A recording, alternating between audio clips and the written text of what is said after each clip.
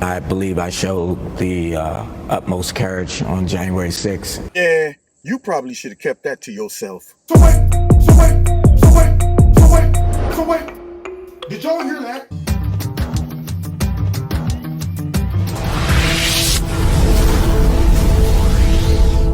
This video is brought to you by Extreme Tees. Click on the link below. Make sure you put Kevin in the promo code and you'll get a 20% discount. What if I told you you could get your hands on some gold from one of the, if not the most important shipwreck in our history?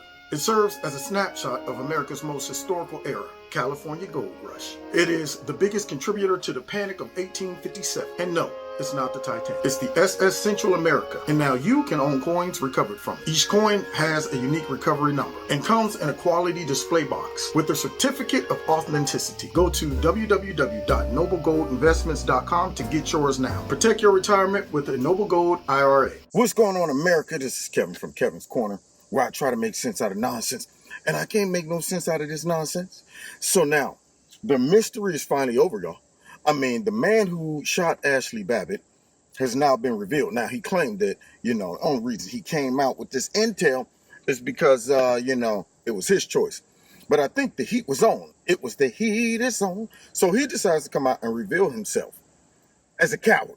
That's what he just did. As an incompetent police officer. And Tucker Carlson has his take on it with my ad lib too.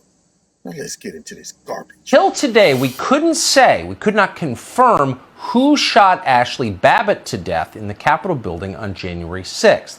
Now we know the officer's name, not because the authorities released it, but because he felt like revealing it himself. The officer's name is Michael Byrd, because it's the same Michael Byrd, the Capitol police officer, who left his loaded Glock 22, loaded with no safety, in the men's room in the Capitol building in 2019. Now, if you handle firearms for a living in a police department or in the military, you know there's no greater sin than that. To leave it in a men's room? Ah, lighten up, son.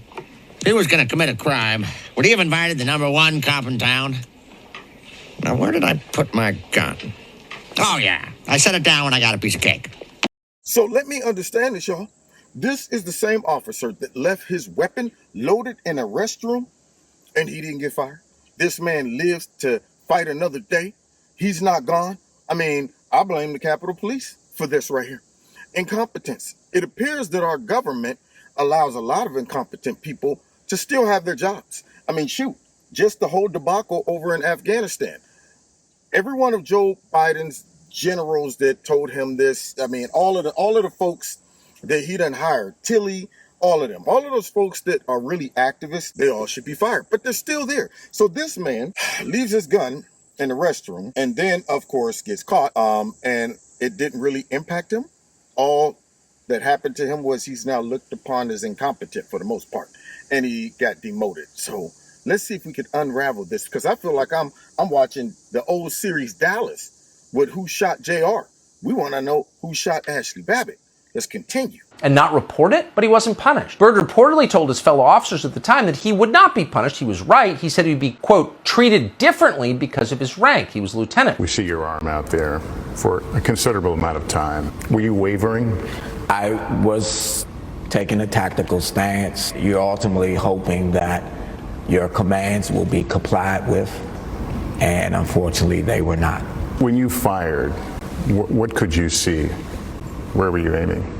You're taught to aim for center mass.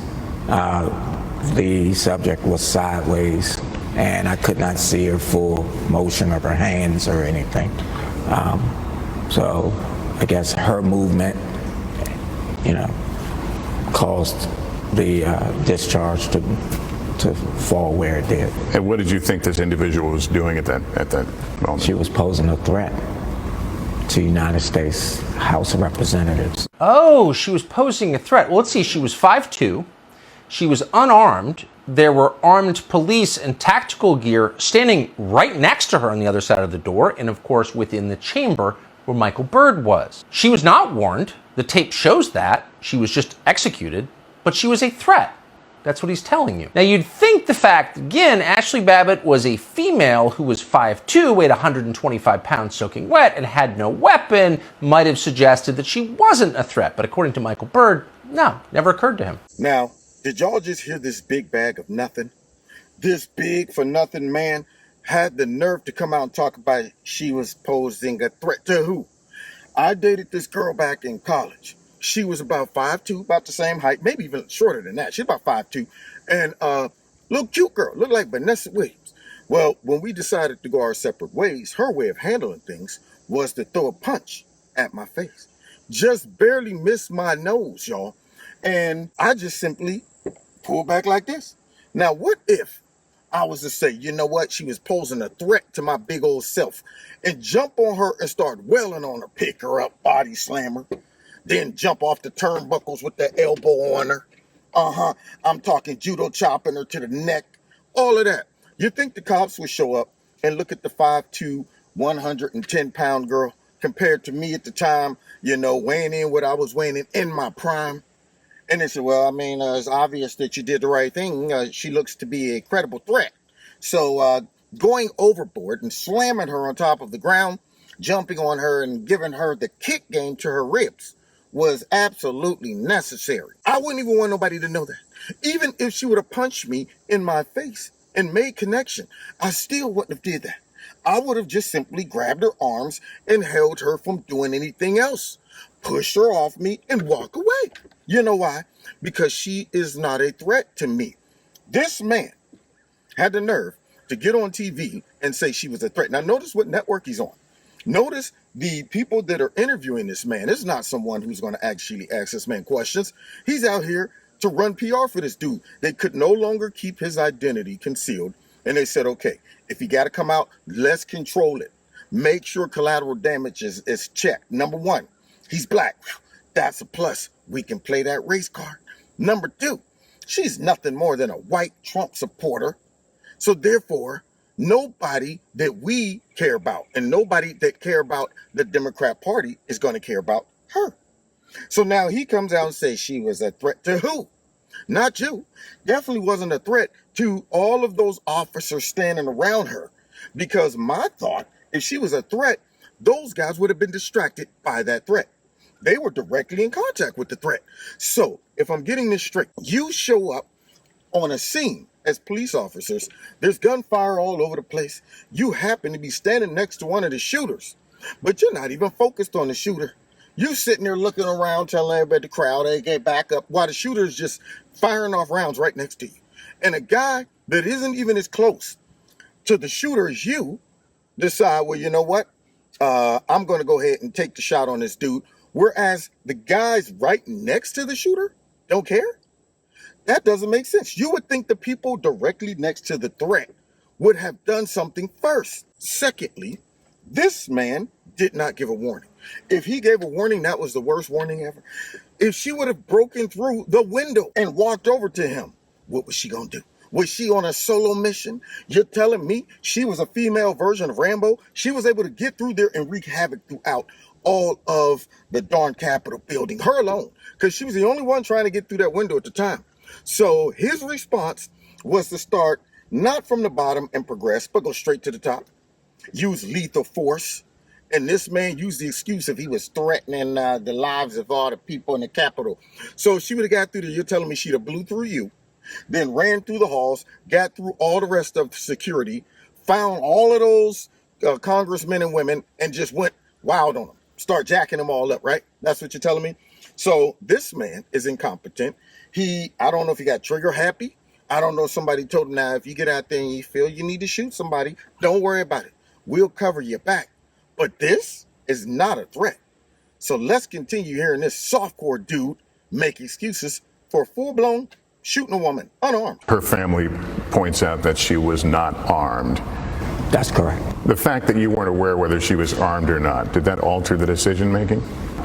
It did not. Yeah, it didn't alter it at all. So she was an unarmed protester. I don't think we execute unarmed protesters, do we? Well, we just did. No one has apologized for it. He's a hero. In any other circumstances, imagine how the American media, which does seem to be the main moral arbiter in this country at this point, how would they treat an officer like this? Not well. Wow, good point, Tucker. Hey, maybe we should explore. Let's find out what the expectation is from, Black Lives Matter, from all of these liberals out there and even some of our politicians, including the folks in the White House. Let's see what their expectations are for all of the regular police officers that's not protecting their lives, the ones that's out there dealing with all of the real violence on the street, the real threats. Let's see their reaction and their expectation of how these cops should handle it versus how they wanted this dude to handle it. Officers are trained. Please keep that in mind.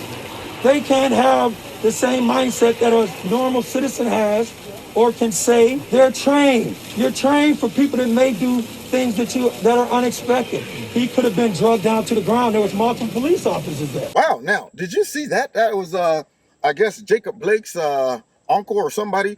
I mean, this dude's out there talking about, look, man, they trained. You can't hold them to the same standard as everybody else. There was things they could have did. He could have drug him down to the ground and all of that stuff, which we're going to find out in a minute, that that's what they tried to do.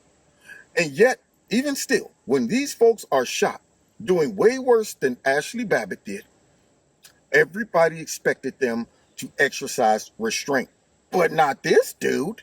So here, Jacob Blake's uncle talking about they're trained. We got a higher expectation for them. Let's see some of the other progressions that they could have went through as we watch and listen to the real threat before the police showed up at Jacob Blake's girlfriend's apartment.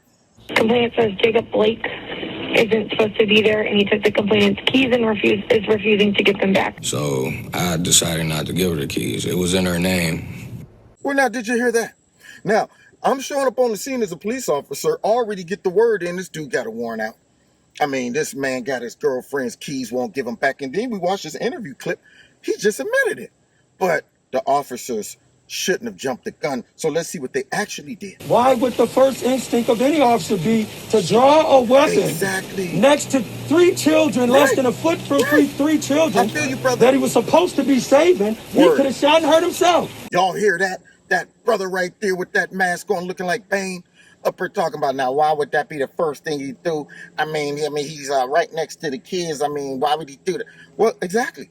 Why would this dude, who we're just listening to, that probably should have kept his mouth shut, why would he decide, you know what I'm going to do? I'm going to shoot that lady who's surrounded by other people, surrounded by police officers right around her that probably could snatch her right off that windowsill. But instead, he says, no, forget that mess. I didn't hear no, hey, lady, get down. He could have fired a warning shot. He fired a kill shot, which we're about to find out.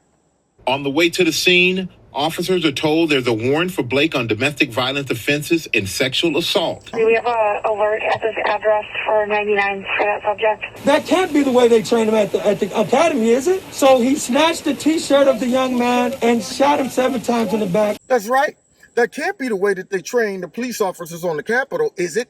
To see a woman with no weapon, who's small and isn't a threat, and no visible or audible warning or anything, no shot up to the ceiling. I'm pretty sure if you'd have shot right next to her, she would have got the hint, right? From where I was standing, I mean, it didn't look like she even saw the gun sticking out the side. She was more focused on the window.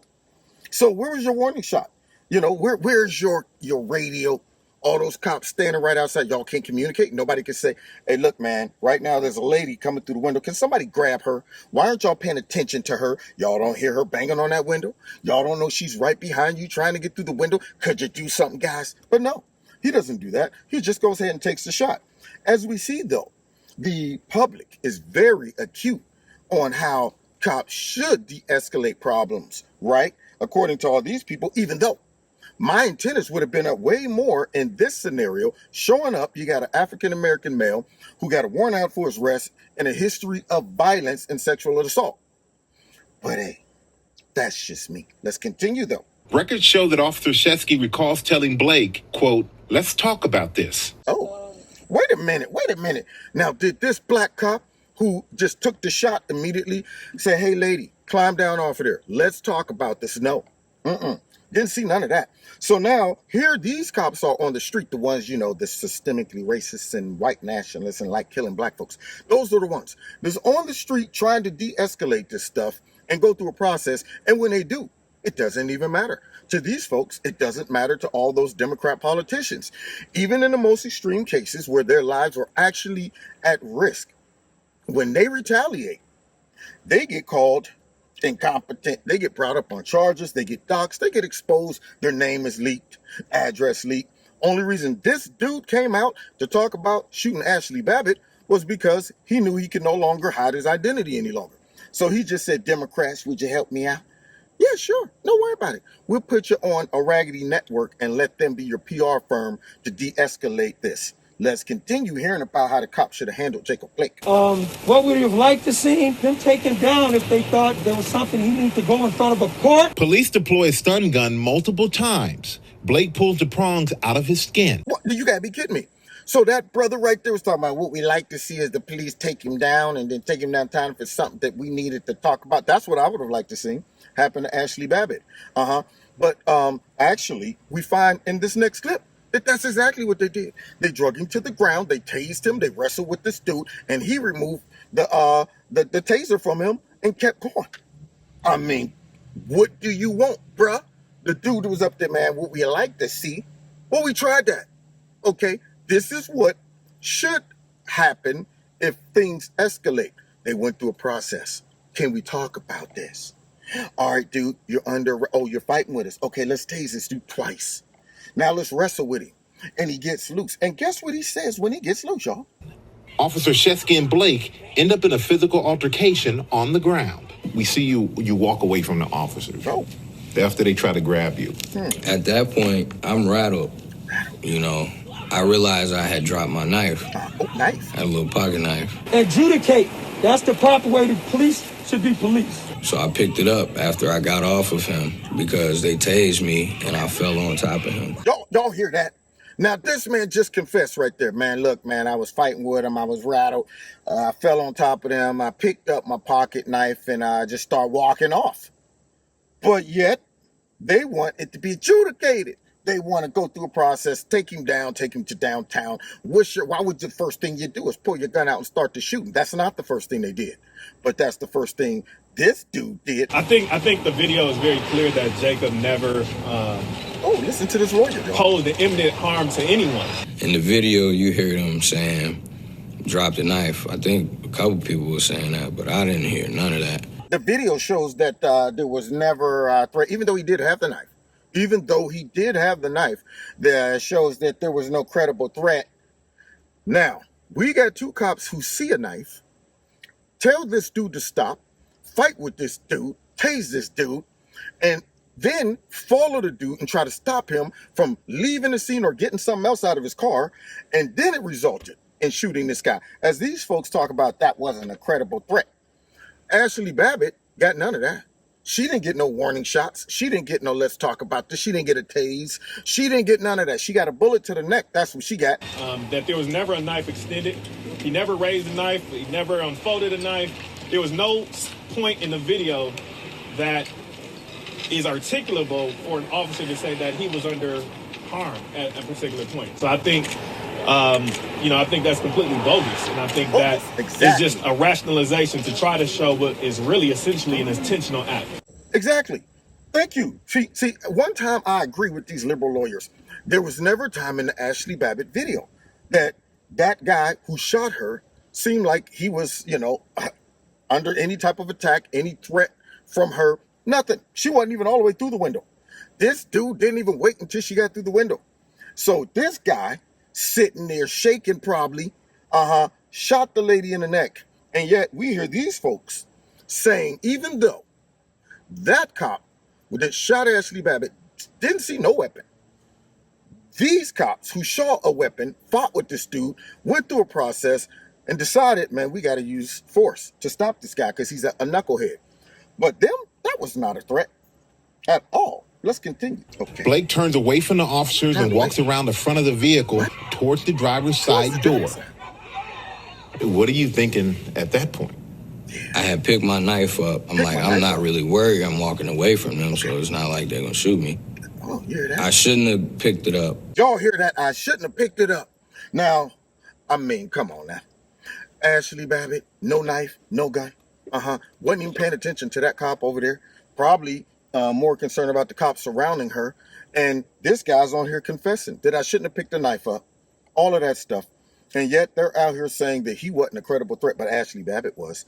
And then, of course, you know, the reason they didn't reveal this cop's name was because they didn't want him receiving all of these hurtful threats and stuff like that, if he really did receive those. But look what they did to those officers that shot Jacob Blake. And for the first time, Wisconsin's Attorney General has identified the police officer who shot Blake 7 times in the back. Who was he? Officer Rustin Shesky has been with the department for 7 years. Agents, that's the Division of Criminal Investigation, recovered a knife from the driver's side floorboard of Mr. Blake's vehicle. Now, I wonder what they recovered from Ashli Babbitt. Nothing? Maybe just a MAGA hat? That was it? Oh, okay. Yeah, those MAGA hats can be pretty life-threatening. At that time, I wasn't thinking clearly. Attorneys for Blake's family say that shouldn't make a difference. Oh, shouldn't make a difference. Think for a second what other things these police officers could have done. I feel you. Instead of firing at least 7 bullets. So, for once, I agree with these angry race-baiting lawyers. Look at the video.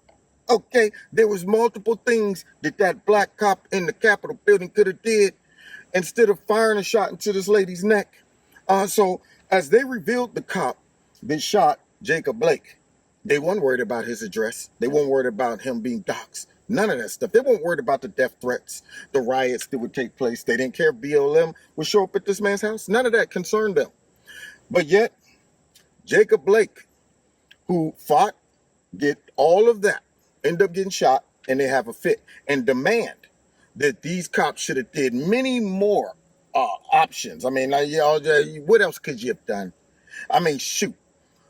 Just because you tased a man twice, just because you asked him to let's talk this out and he refused, just because you fight with this dude and drag him down to the ground and he get up, grab a knife and start walking to his car, which you don't know what's in that car, just because you still try to grab him by his shirt before he get in the car, don't mean you got to shoot this man. You said that we can just look at the video, and the video tells everything. Well, there are going to be a lot of people who look at the video and say, in the video, you're walking away from the police.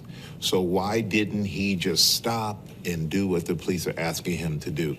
In newly released police video, Stop the vehicle! Central Florida deputies shout commands to a teenage driver last Friday who appears to stop the car. And then this. Stop the vehicle! Stop! Stop! Shocked residents protesting on Wednesday as the sheriff's office says deputies were acting in self-defense, giving repeated verbal commands, 7 to be exact, before the teenager accelerates the vehicle towards the deputy, who was then forced to fire his service weapon. Authorities say a third occupant in the car, who was unharmed, confirmed hearing the verbal commands. So wait a minute, y'all.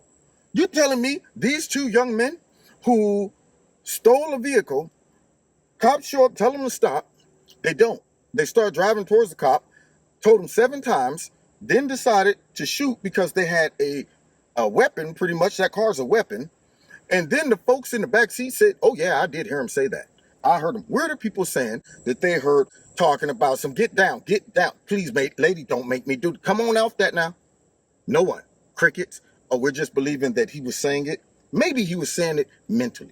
Maybe he was using mental telepathy to communicate to Ashli Babbitt before he shot her. And she was like in her head, forget you, shut up, I'm coming through because I'm a threat to everybody in the Capitol building. But look at this, y'all. I mean, these are things that they're concerned about when it comes down to anybody else but a white Trump supporter. I don't think that it's implausible to think that they were afraid of the police officer shooting them. We've seen when people do comply, they get shot. When they don't comply, they get shot. Well, now you hear that lady race baiting talking about, I mean, look, the only reason they didn't stop is because they were afraid for their lives. Now, what do you think's going to happen when you steal a car, when the cops show up, tell you to stop 7 times? Now, if they wanted to kill you, why would they give you all of that? Why would they give you 7 warnings or 7 commands? Why wouldn't they just show up and start shooting you right on the spot? But this lady thinks that after warning them and telling them to stop, if they comply, then they'll drag them out the car and shoot them. That's what she's trying to suggest. But yet, this man does none of that. He just kills Ashli Babbitt And he's on here becoming a victim. Violent protests erupting in Philadelphia hours after police shot and killed a black man. When police arrived, they say they found a man later identified as 27-year-old Walter Wallace, who was holding a knife. And he was brandishing it and waving it erratically. Video capturing the chaotic scene. NBC News cannot verify what occurred before or after the events shown in the video. Police say after telling Wallace to drop the knife, put the knife down. Put the knife down. They opened fire. Shooting Wallace multiple times before taking him to the hospital, where he was later pronounced dead. The threat that caused the officers to discharge was towards the officers themselves. As far as the totality of what was happening out here, we're still early in the investigation. These officers warned that man multiple times before they shot. But yet, for some reason, Ashli Babbitt gets no warning. All of these demands and expectations that these folks handle it a certain way out in the streets. But when it comes down to the Democrats and their narrative, they're okay with none of this taking place. The same police that they demonize, want to defund, and say are systemically racist and just murder for fun. All of those cops, now all of a sudden, this cop, he did the right thing because it pertained to our lives, and it also helped us push this narrative that we were under siege by domestic Trump supporter terrorists. Let's see what else. Saved the life of a black girl who was about to be stabbed.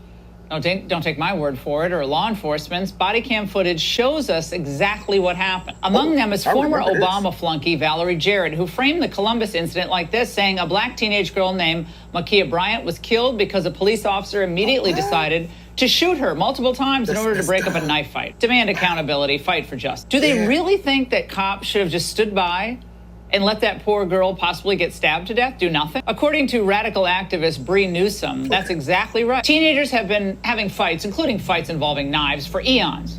That is just deranged, but not to the media. Bryant, a 16-year-old girl in Columbus, Ohio, called the police for help. An officer was on the scene, and in 22 seconds, he shot her dead. What if it were a member of your family, your neighbor, in a essentially a teenage fight, a schoolyard? Police will not exercise discretion, will not use a reduced sense of engagement to preserve black life. Y'all hear that? Now, if you can't shoot somebody in these circumstances, then you can't shoot nobody at all. If you can't see, y'all, look at these deer. Beautiful deer running around. Bambi, get your butts back over here. You're lucky I ain't got my shotgun right about now. I'd be eating some deer tonight. But anyway, back to this. So, you're telling me that you can't shoot somebody in these extreme situations, but it's okay to shoot Ashli Babbitt. You want more refrain when it comes down to a young lady about to stab another black lady to death.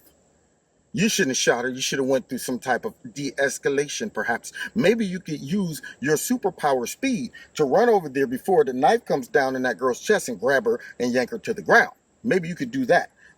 Maybe you could use your bionic, credible hawk strength to stop that car that those young men were driving that was coming towards you, Maybe, perhaps, you can use your ability to freeze people right where they stand when that guy was wielding that knife out there. Maybe you could do all of that stuff.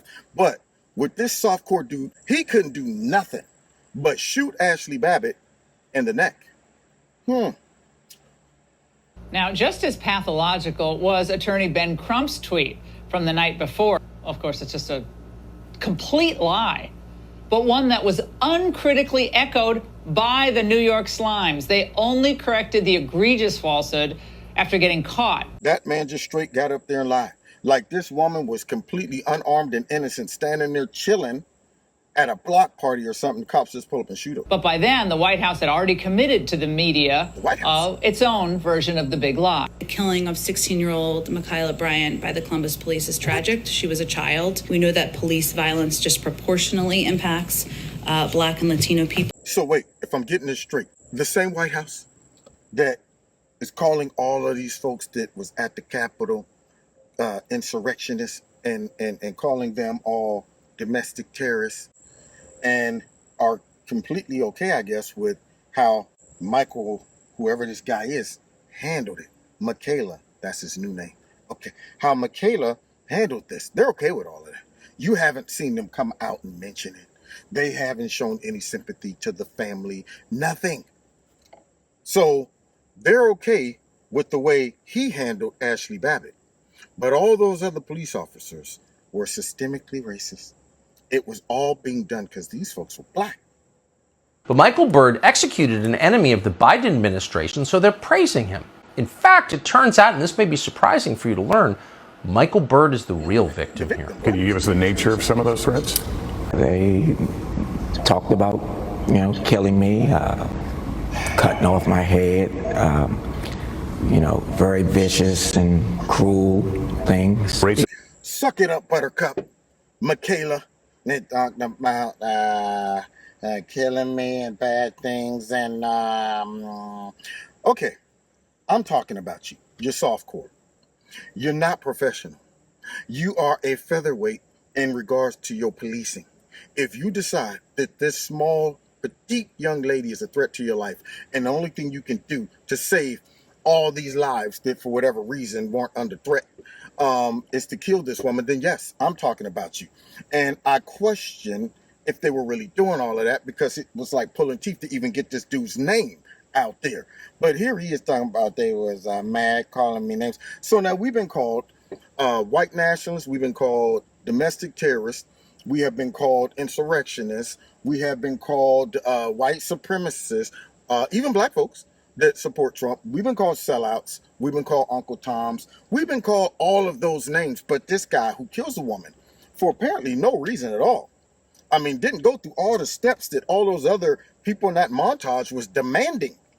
I mean, folks doing way worse than her. They demanded you go through a process and do everything you can first before you draw your weapon and shoot.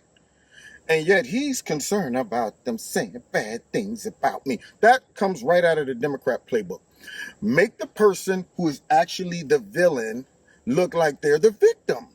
Drag them out there and silence any opposition, criticism, by simply saying, y'all only criticizing me because either I'm black, I'm a woman, and all of this stuff. And I was scared for my life. Let's wrap this. Racist things? There were some racist attacks as well. I knew that was coming, y'all. Do you think that man Lester Holtz or whoever he is was going to sit by and not allow something so juicy as the topic of racism to go by? I mean, this man, Michaela, wasn't even talking about that. But then I'm pretty sure somebody in Lester's ear was like, now don't forget asking him about some racism. We need that. Because when you bring in the racism, then all of a sudden anybody who's mad at him can't be anymore because he's black. And then it would be seen as a race baiter, or a racist or white supremacist or something like that. So go ahead, Lester. Even though he's not bringing it up, you ask. Racism? He was excited about that one. Like what? Like what? Racism? Like somebody who want to know the dirty details.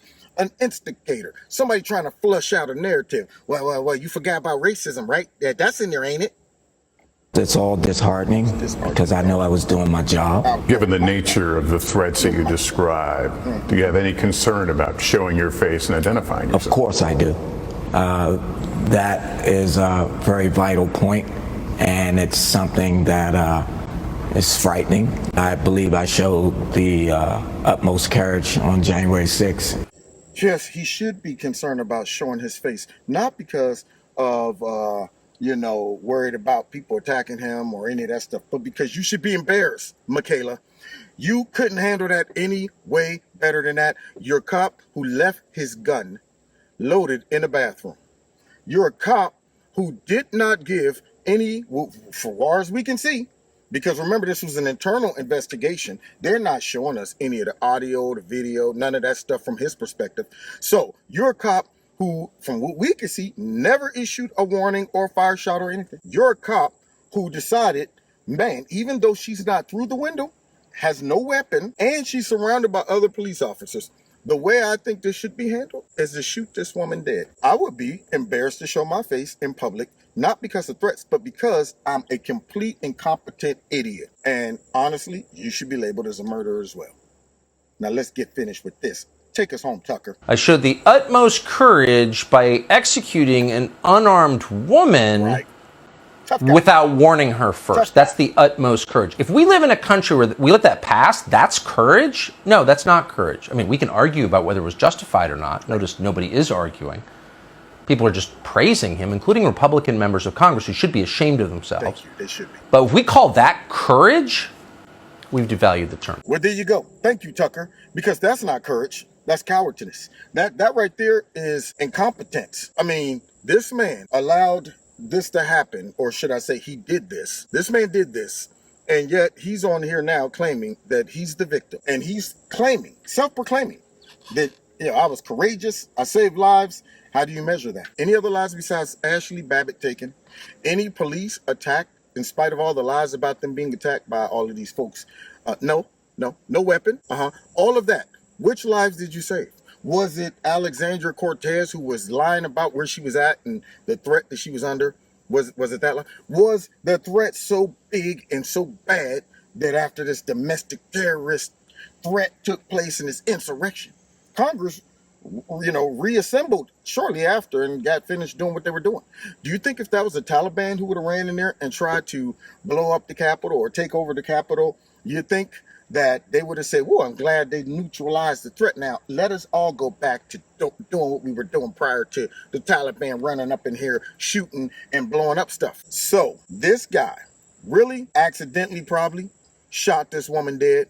And because she's a white female Trump supporter, which Lester Holtz was bringing up unnecessary stuff.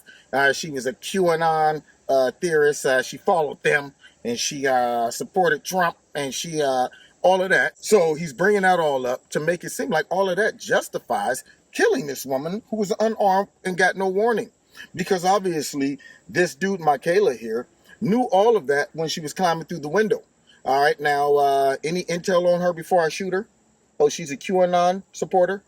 Okay. All right, so yeah, definitely, we got to kill her. This is what we're working with in our country. And y'all want us to overlook this obvious bias, this obvious subversion of the law. This man killed someone. No one reveals who he is, but all those other cops got, doxxed. This man has an internal investigation done for him, and yet they declare he's innocent. This man goes on to a friendly network and receives no criticism, backlash from the media. Instead, they help him look like a hero instead of a villain. You think if the cops had killed George Floyd, you think if the cops had shot Jacob Blake, Michael Brown, any of them, you think if they would have came on Lester Holt's show, he would have been asking them, how do you feel when you hear the president say things like you're a murderer?